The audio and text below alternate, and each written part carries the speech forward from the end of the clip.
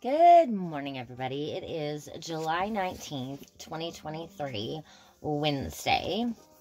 It is 6:10 in the morning. Okay, this is part 6 and the last part of chapter 1 of Anne of Green Gables. I don't deny there's something in what you say, Rachel. I've had some qualms myself, but Matthew was terrible set on it. I could see that, so I gave in. It's so seldom Matthew sets his mind on anything. When he does, I always feel it's my duty to give in. And as for the risk, there's risks in pretty near everything a body does in this world. There's risks in people having children of their own, if it comes to that. They don't always turn out well.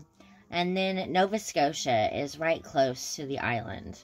It isn't as if we're getting him from England or the States. He can't be much different from ourselves. Well, I hope it will turn out all right, as Mrs. Rachel in a tone that plainly indicated her painful doubts.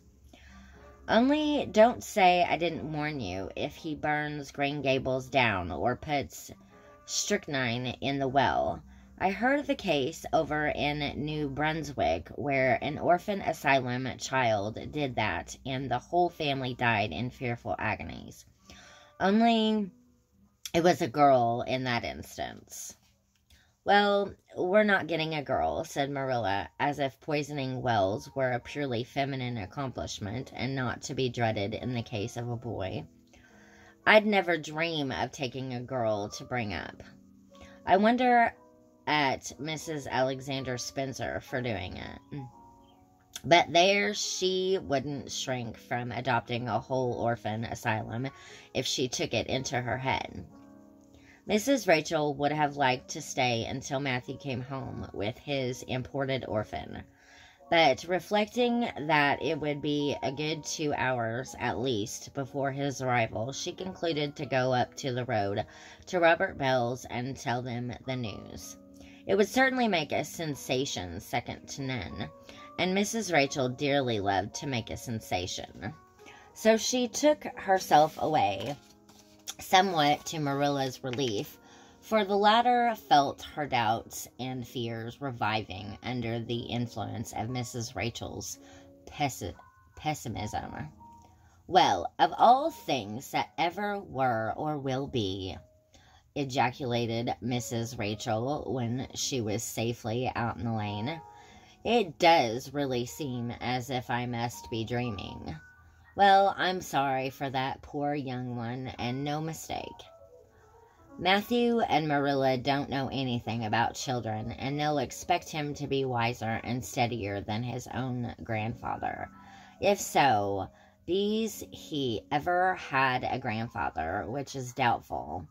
It seems uncanny to think of a child at Green Gables somehow. There's never been one there, for Matthew and Marilla were grown up when the new house was built. If they ever were children, which is hard to believe when one looks at them. I wouldn't be in that orphan's shoes for anything. But I pity him, that's what. So said Mrs. Rachel to the wild rose bushes out of the fullness of her heart. But if she could have seen the child who was waiting patiently at the Bright River station, at that very moment her pity would have been still deeper and more profound.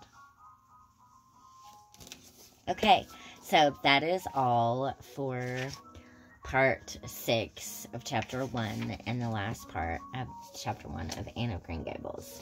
If you like this content, like this video or comment below. Thank you very much, and thank you for watching.